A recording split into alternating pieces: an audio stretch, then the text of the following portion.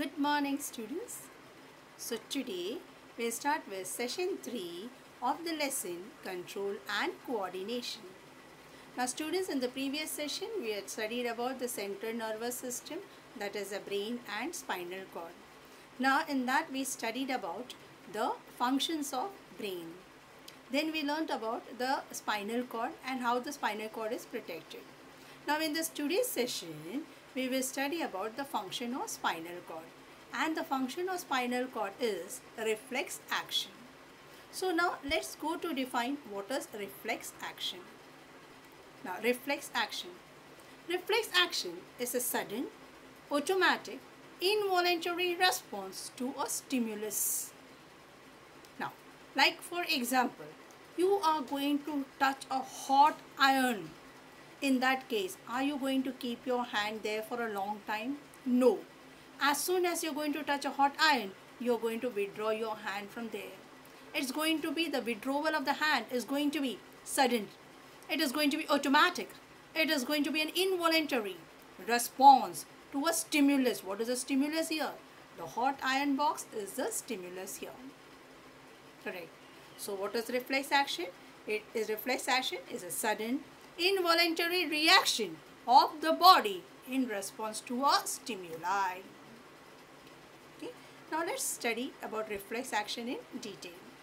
Now here we study about reflex arc. Now what is a reflex arc? The path followed by the reflex action is called as a reflex arc. So first we will discuss the diagram.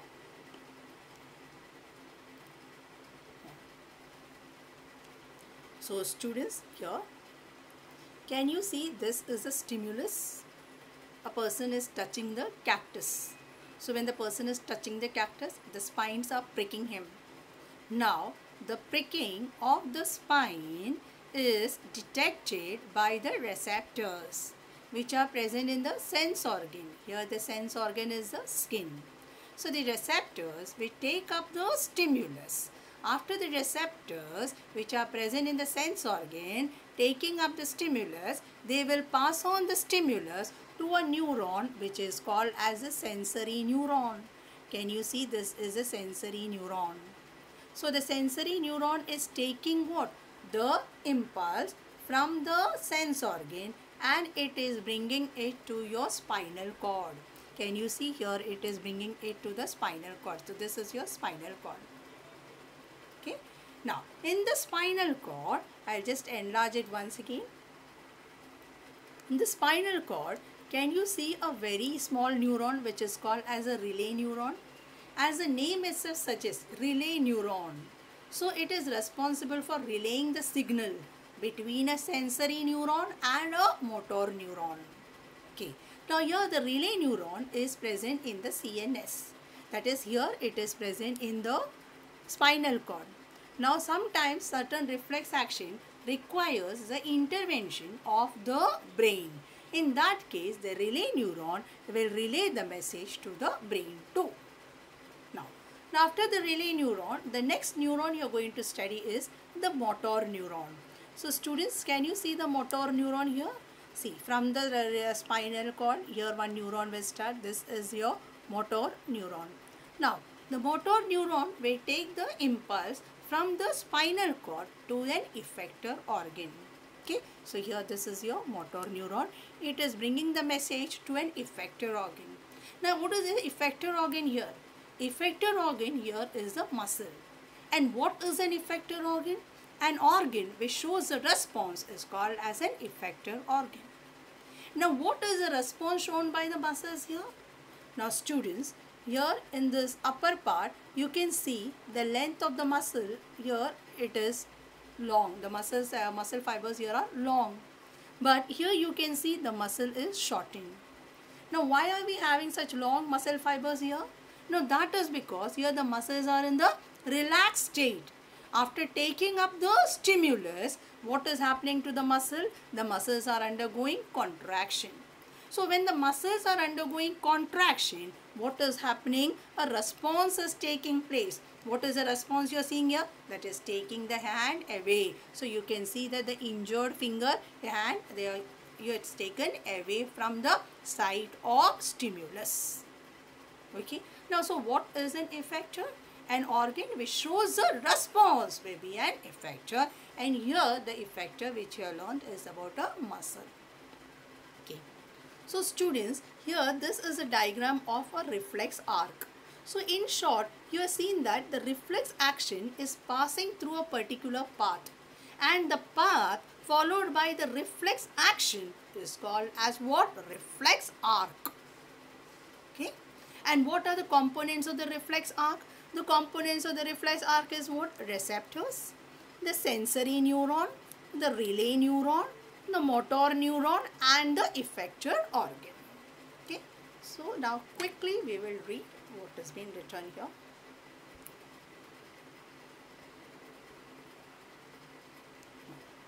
Reflex arc. It is a path followed by electrical impulse during a reflex action.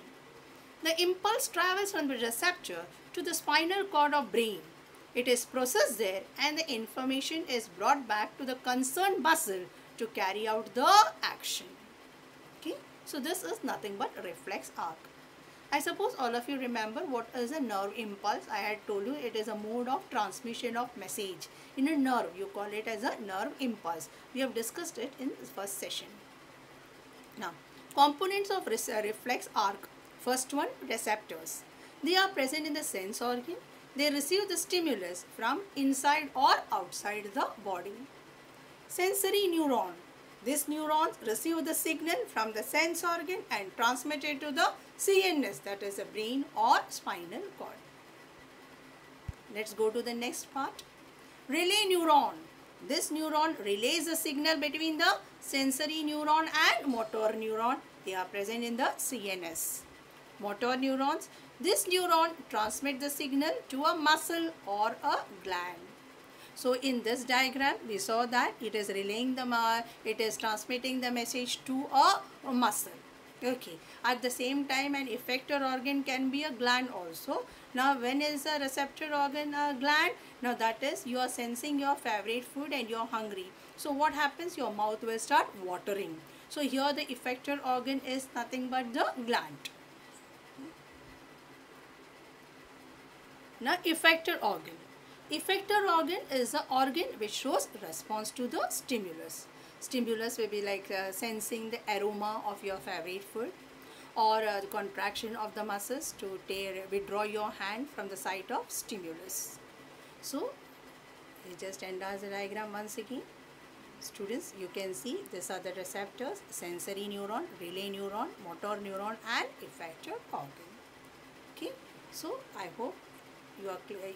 Your ideas are clear about reflex action and reflex arc. Students, let's study the different type of reflex action. Now, certain reflex actions are inborn. You are born with it. Okay. Now, this reflex action is a knee-jerk reflex, withdrawal of our hand by touching a hot object, coughing, are the innate reflex actions or inborn reflex action. Nobody has to teach you this. Yeah. Here you can see this is a knee-jerk reflex. Here with a rubber hammer, you are going to tap the knee. When you tap the knee with a all of a sudden, if you tap the knee with a rubber hammer, there is a jerking effect of your leg. You tend to just push your leg in front. This reflex is called as a knee jerk reflex. You can say coughing. Coughing is also a learned, is an innate reflex or inborn reflex. A man touching a hot object will withdraw the hand away from here, there, and so that is also a innate or inborn reflex. Now, let's go to the next slide. That is learned reflex. Reflexes which have to be learned before they become automatic. Now, let's see which are the examples of it. 1. Writing, talking, jumping. Okay. So, these are some of the reflexes I have shown in case of human being, which are the learned reflex. Right. You learn to write, you learn to talk, you learn to jump. Correct. Now, here it is not that the reflex action takes place only in case of human being. Reflex action takes place in animals too. Here I have a picture of a dog. Now the dog is thinking about its favorite food, because of which the mouth is undergoing salivation. So salivation of mouth on thinking about the delicious food. So the delicious food has already been tasted by the dog. So it has already experienced it. So this reflex will be nothing but a learned reflex.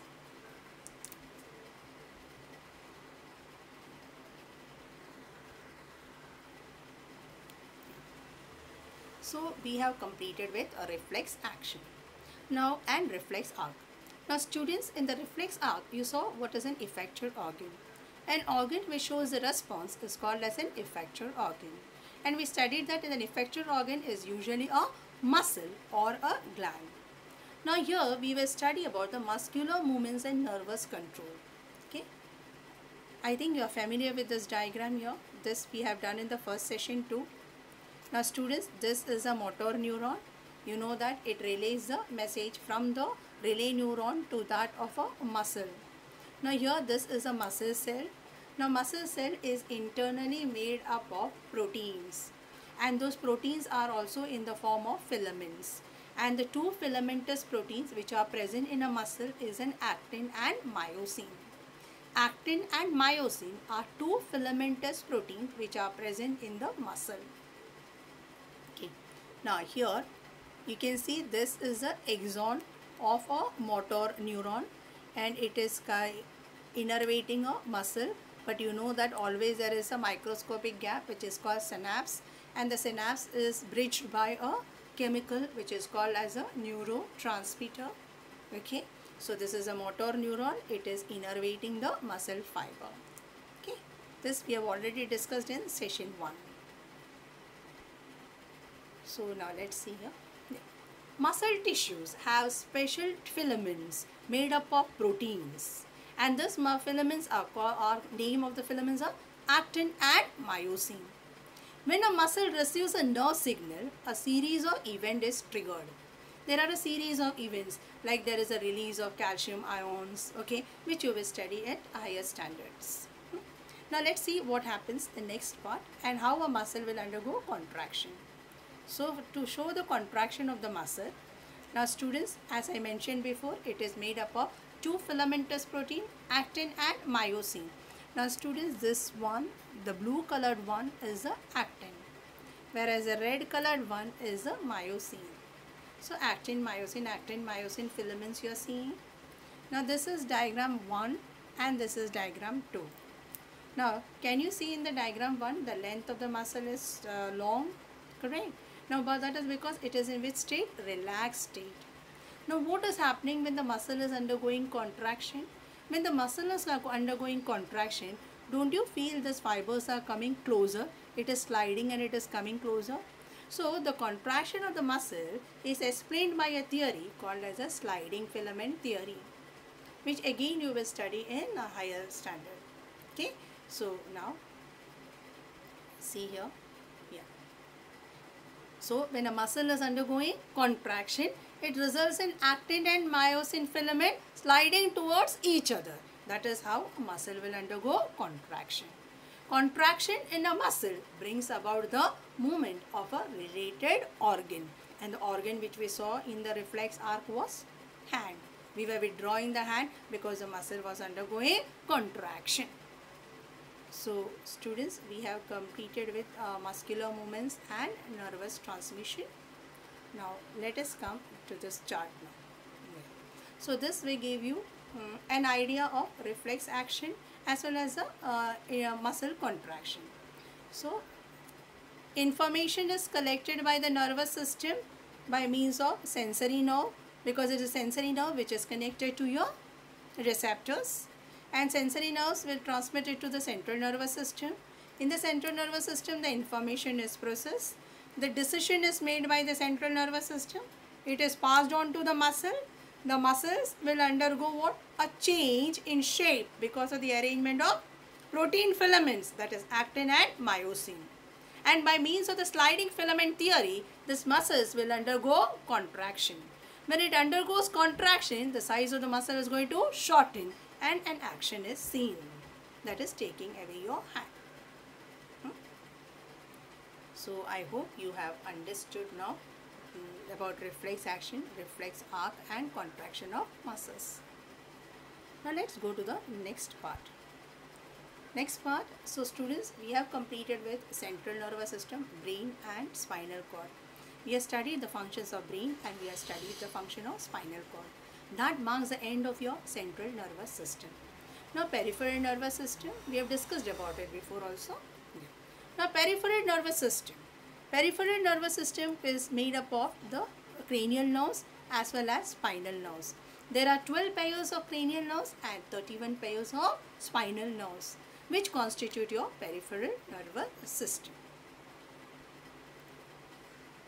Peripheral nervous system is composed of cranial nerves and spinal nerves. There are 12 pairs of cranial nerves and 31 pairs of spinal nerves. The spinal nerves come out of the spinal cord and it goes to different organs. It is a peripheral nervous system which connects the peripheral organs to that of the CNS, that is the central nervous system. So we are completed with peripheral nervous system. We are seeing the components of it. Now let's go to the next nervous system, that is the autonomic nervous system. Now autonomic nervous system consists of two parts. One is the sympathetic nervous system and the other is a parasympathetic nervous system. Now first let's discuss about the sympathetic nervous system.